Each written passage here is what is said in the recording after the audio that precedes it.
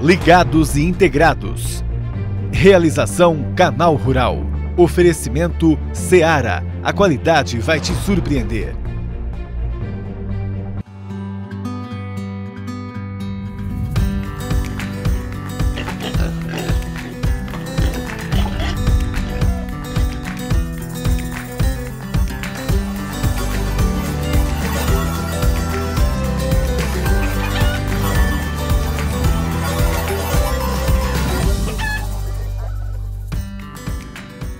Bom dia, obrigado por ter vindo ao nosso encontro diário aqui no Canal Rural. Vamos às notícias que podem impactar o nosso setor? O Brasil pode crescer menos que o esperado e a inflação pode aumentar. As análises são do Banco Central, que apresentou uma atualização do Focus, que é aquele relatório com informações das instituições financeiras do país. O PIB, que é a soma dos bens e serviços produzidos no Brasil, caiu de 2,17% para 1,99% em 2020. Essa é a previsão, então, né? E a inflação, também previsão, subiu de 3,19% para 3,20%. 116,4% a mais, hein? Olha esse número, 116,4% a mais. Esse é o resultado das exportações de carne suína do estado de Santa Catarina para a China no primeiro bimestre desse ano, em comparação com o mesmo período do ano passado. Foram quase 39 mil toneladas, faturamento de 172 milhões de dólares, aumento de 55%. As informações são da Secretaria de Agricultura do estado. Mas a China promete se recuperar, reuniu as indústrias de pecuária e garantiu acesso à ração, que era um novo problema por lá depois do surto de coronavírus, quando as fábricas pararam de operar. Agora, elas recebem incentivo e não há estimativas ainda, mas há uma grande força-tarefa para aumentar a produção de aves e suínos, anunciou o Ministério da Agricultura chinês. De todas as proteínas animais existentes, a suína é a mais consumida no mundo. Por aqui não, mas vem crescendo, viu? O acesso à informação ajuda a desconstruir os mitos que ainda formam aí o problema sobre essa carne.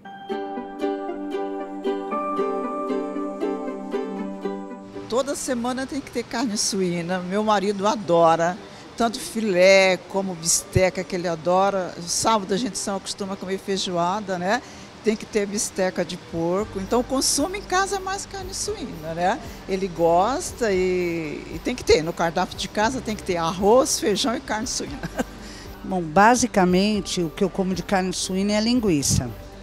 E ultimamente eu tenho lido muitas coisas para quebrar esse mito de que a carne suína é uma carne meio que proibitiva, por ser gordurosa. E eu estou optando também por usar o filé mignon suíno, que é uma carne saborosa e ela não é gordurosa, até para efeito de dieta, ela é aconselhada. E assim, tudo equilíbrio. Aumentou, de uns tempos para cá, sim. Quebrou um pouco aquele mito de achar que não poderia, né? O consumo de carne suína vem aumentando no Brasil e no mercado de carnes a gente pode perceber esse aumento na prática. Vários cortes de carne suína estão caindo no gosto do consumidor brasileiro, sim. E a gente pode até dizer que tem alguns cortes de carne suína que estão na moda, não é, Rico? É isso aí mesmo. Hoje vem crescendo aí no mercado, tanto nacional quanto mundial, o consumo de carnes suínas. O que está na moda aí? Você veio me adiantando aí, por exemplo, no final de semana no churrasco do brasileiro não pode mais faltar panceta, né? Panceta. Hoje agora a panceta virou gourmet. Então todo churrasco tem a obrigação agora de ter o pãozinho de alho e a panceta de entrada.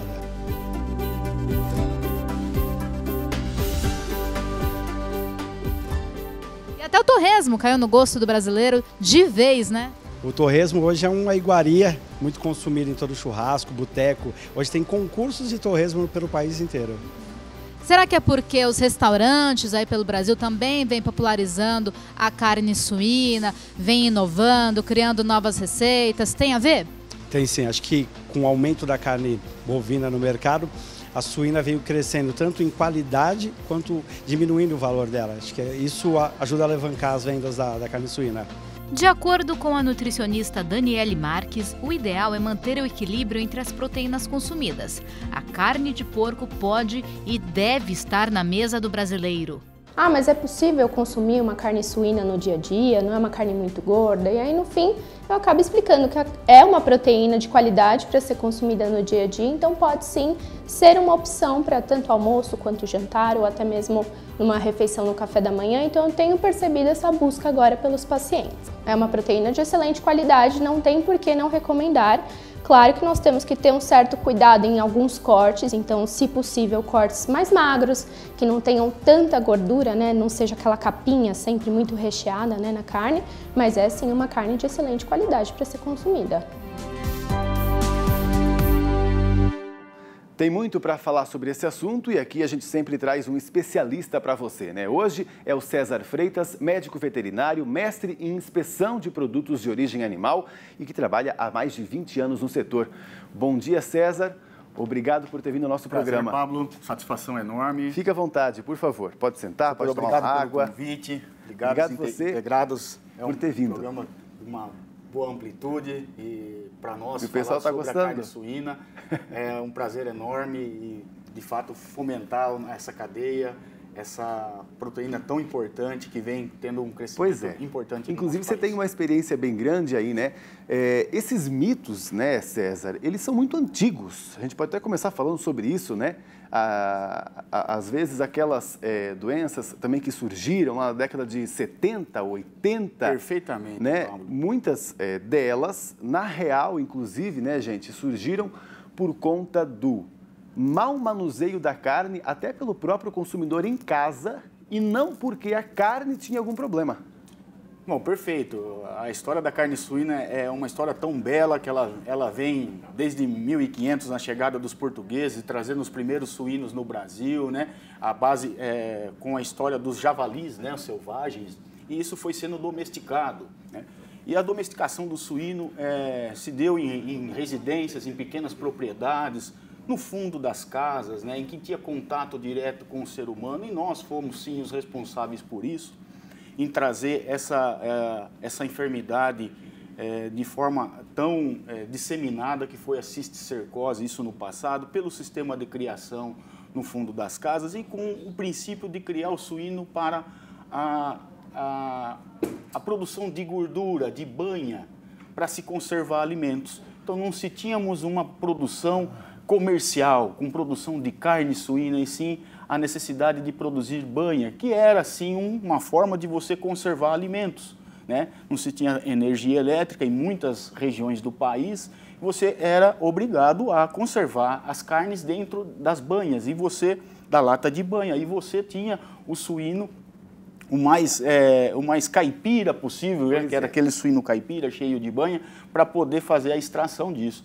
E com o passar do tempo, houve sim as melhorias, né? A tecnificação, né? A própria industrialização, né? As indústrias, as integrações, papel fundamental. Eu costumo dizer um pouquinho, um parênteses sobre a avicultura. A avicultura num sistema integrado, em que você tem constância de fornecimento, produtos à base de peso padrão, bandejas e sacos abre fácil, né?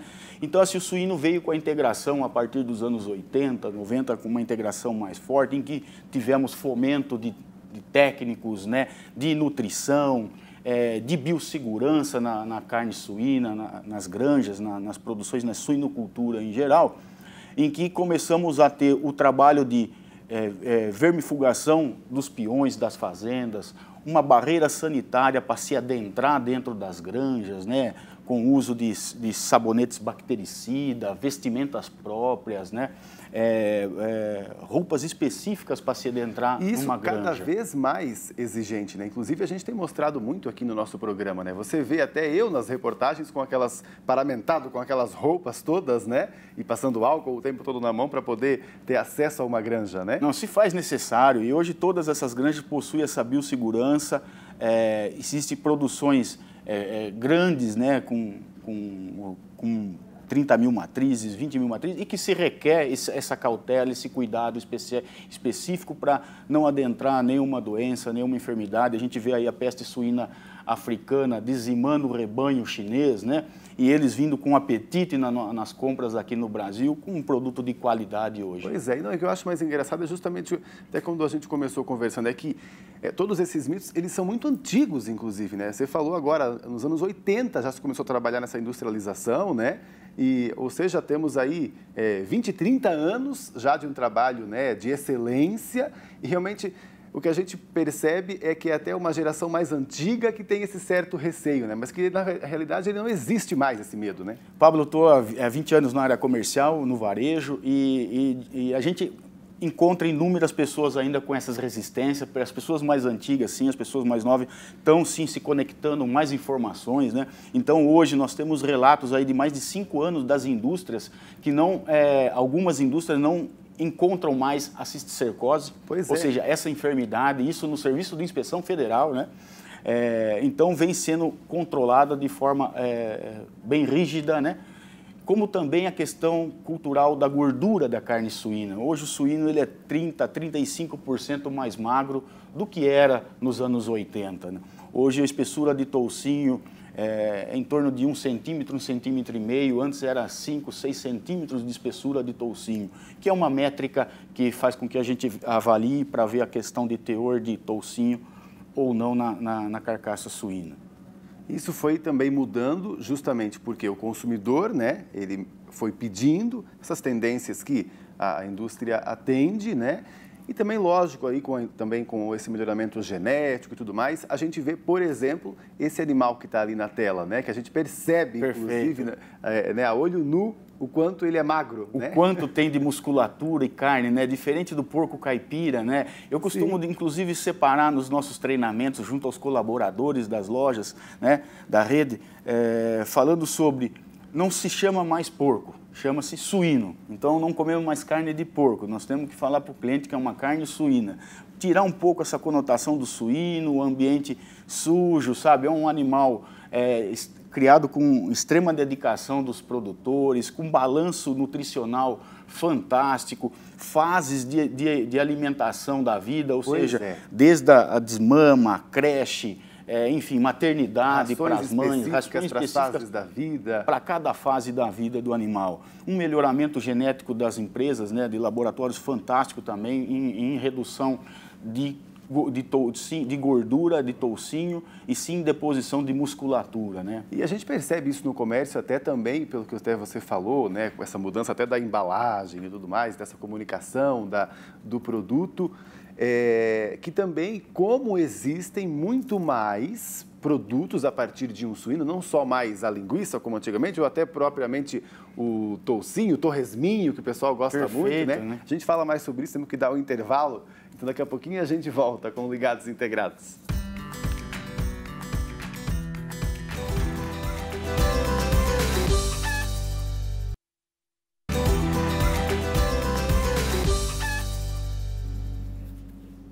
Estamos de volta, no plural estamos, porque a Kelly já está aqui comigo. Bem-vinda. Olá, Pablo, bom dia a todos que estão ligados aqui no programa. Tem informação da previsão do tempo, o pessoal fica ligadinho aqui com isso, querendo saber como é que vai ficar, né, os próximos dias. Pois é, tem muita gente preocupada, principalmente no sul do Brasil, porque essa chuva não chega. A gente está aqui, né, com 3 semanas de programa, só mostrando seca no sul. É verdade. Eu estive, inclusive, no Rio Grande do Sul, estive lá na Expo Direto, passei por lá, acompanhando a grande feira lá, agropecuária do estado ali, Não Me Toque, realmente a situação está bem complicada. Separei o mapa aqui para a gente dar uma olhada, a gente começa com as imagens de satélite e elas já mostram justamente isso, Pablo, olha aqui.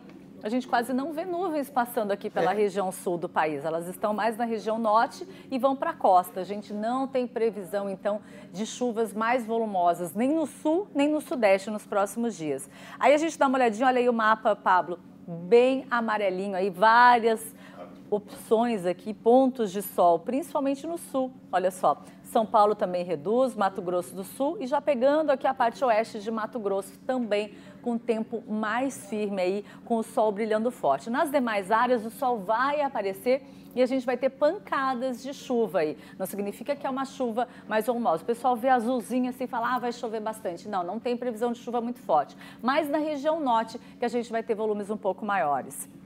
Engraçado isso, né? Como há tanto tempo, né? essa mancha não sai daqui. Não, tá ali a região sul e tá subindo, né? Lembra que estava mais no Rio Grande do Sul, aí foi subindo Santa Catarina ali e foi aumentando. Aí a gente vai dar uma olhadinha aí em relação às chuvas. Olha só, tá vendo, Pablo, como eu disse, aonde que vai chover mais? Na região norte do país, até 130 milímetros.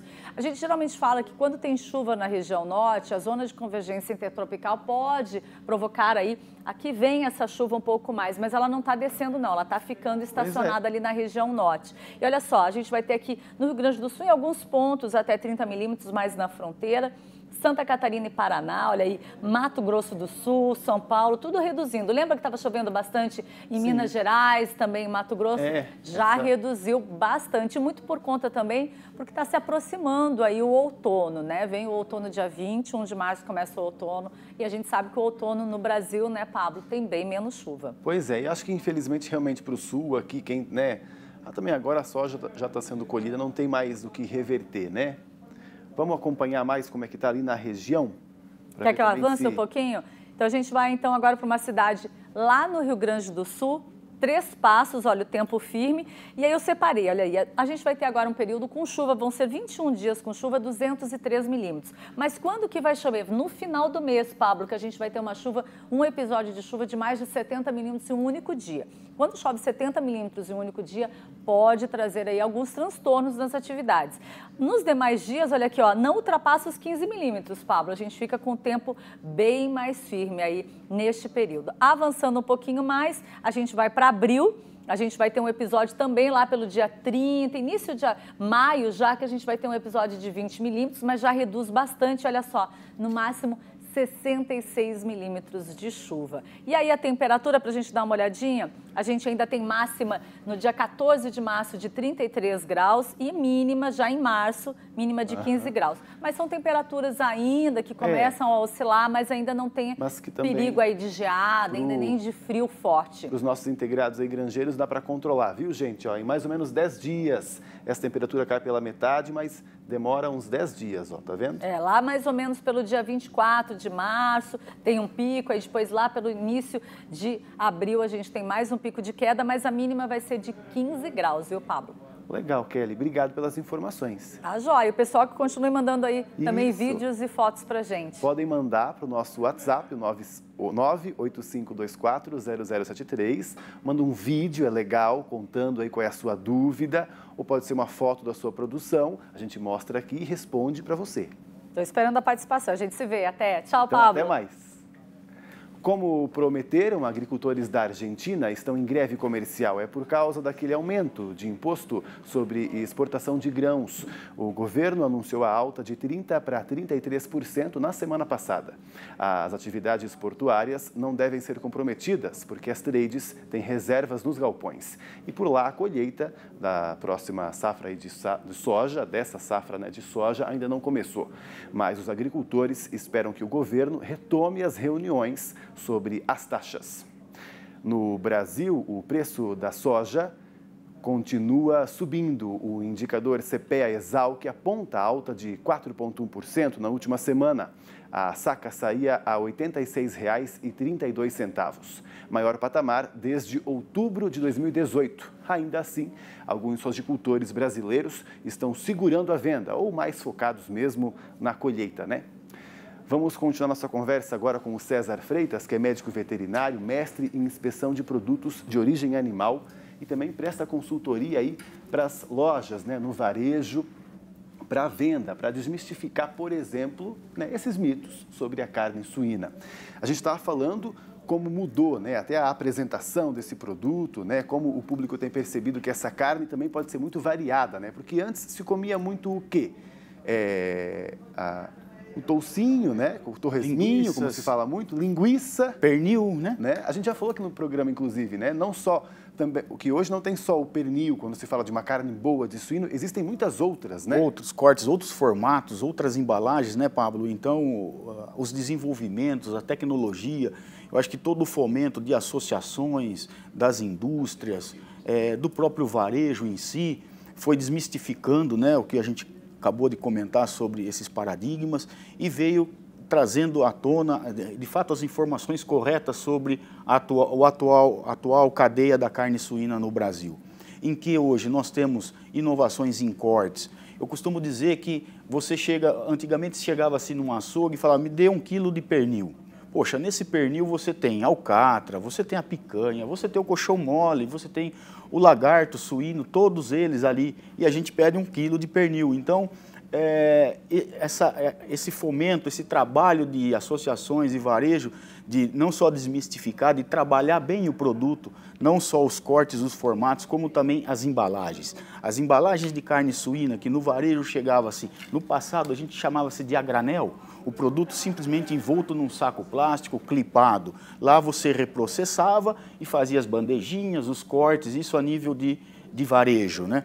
E hoje você tem também a dificuldade da mão de obra nesses grandes centros. Então hoje as indústrias de carne suína nos interiores, enfim, nos estados de produção, né, tem a mão de obra qualificada e consegue trazer os produtos de forma mais padronizada. Exemplo, na rede que atuo hoje, nós temos cubos de pernil, tiras de pernil, em saquinhos IQF, que a gente chama abre fácil, congelados individualmente. Então, é um saquinho com 500 gramas, com zíper, você faz a abertura, retira a quantidade que quer e retorna ao congelador, né? Então, cubos, tiras, carne moída suína. A verdadeira carne, o verdadeiro molho bolonhesa, ele é feito de carne suína e carne bovina, uma mistura, o molho italiano, né? Vem de origem italiana. Pois é. E o verdadeiro molho bolonhesa, a gente não utilizava a nossa carne suína. Então, hoje, a nossa rede vende a carne moída soltinha, né? Sim, de pacotinho de 500 gramas. Isso, né? Como, inclusive, até o público, quando vai à loja, né? Até eu mesmo, quando eu já vi carne moída de suíno, eu achei, nossa, que, né? É diferente. Que diferente, né? E, no fim, só basta a gente também criar na cozinha, né? Como você falou em cubos, por que não fazer um estrogonofe de carne suína, né? Por que não? Perfeito. Inclusive, a gente vem trabalhando justamente o cliente em fomentar em relação a receitas, as novidades, né, de o preparo. A carne moída suína é um exemplo, que é um produto, um case para nós, né, de inovação, mas é um produto que hoje você encontra-se, inclusive, em hamburguerias, por ter um teor de gordura um pouco mais acentuado do que uma carne moída de patinho, de bovina convencional, né? O teor de gordura possibilita você trabalhar hambúrgueres. Né? Então, é mais uma forma de se consumir a carne suína. César, essa nossa conversa que a gente tem falado aí dessa tendência, de como tem surgido os cortes, né, novos e tal, a gente está até já quase atrasado sobre isso, né? Porque, inclusive, vão surgir outros cortes e também com outras características de carne. A gente falou aqui sobre essa carne do suíno, que hoje em dia é muito magra, né? E o pessoal valoriza isso, mas até a carne com gordurinha, assim como existe na bovina, né? Como hoje está se valorizando muito o cupim, por exemplo, né? Perfeito. Na suína também deve acontecer. Eu costumo dizer que as cadeias são cíclicas, né? Tudo é cíclico na nossa vida, uma vez retorna. O que nós lá atrás preconizamos em tirar toda a banha do suíno, deixar o suíno magro, que trabalhamos arduamente para isso, hoje a gente vem de forma segura, com melhoramento genético adequado, fazendo com que o suíno traga um pouco mais de marmoreio na sua carne. E nos próximos 5 anos a gente vai se deparar assim com nichos de carne suína mais gourmetizados, mais dedicados ao churrasco. Exemplo, cortes de Duroc, cortes de Hampshire, são raças que possuem um marmoreio, uma gordura um pouco mais acentuada, mas a deposição intramuscular e não só aquele toucinho superficial. Pois é, e quem sabe a gente vai começar a ter aí granjas especializadas, né, em outras raças, né, assim como já existe também na carne bovina, granjas especializadas, e o nosso setor só tem a crescer. Isso tende a fazer com que aumente o consumo de outros nichos, por exemplo, o próprio churrasco, um prime rib suíno, nós temos um prime rib suíno, nós temos um lombo inglês, né? São cortes diferenciados para se levar ao churrasco, um churrasco mais gourmet. Então, hoje você tem não só a carne suína temperada, que no passado, que se tem bastante ela difundida no varejo, mas como a carne suína in natura e a carne gourmet suína, começando a aparecer agora em nichos pequenos, mas ganhando sim uma representatividade ao passar do tempo agora. Muito bom. Obrigado pelas suas informações, César. Eu que agradeço o convite, lá, sempre né? à disposição. E é um prazer enorme falar de carne suína, enfim, de cadeia de suíno aqui com vocês. Obrigado. Pra nós também, então venha mais vezes. Super obrigado. O Ligados Integrados de hoje, então, fica por aqui. Não esqueça, hein? Nosso encontro é diário, 11h30 da manhã. Tchau, tchau.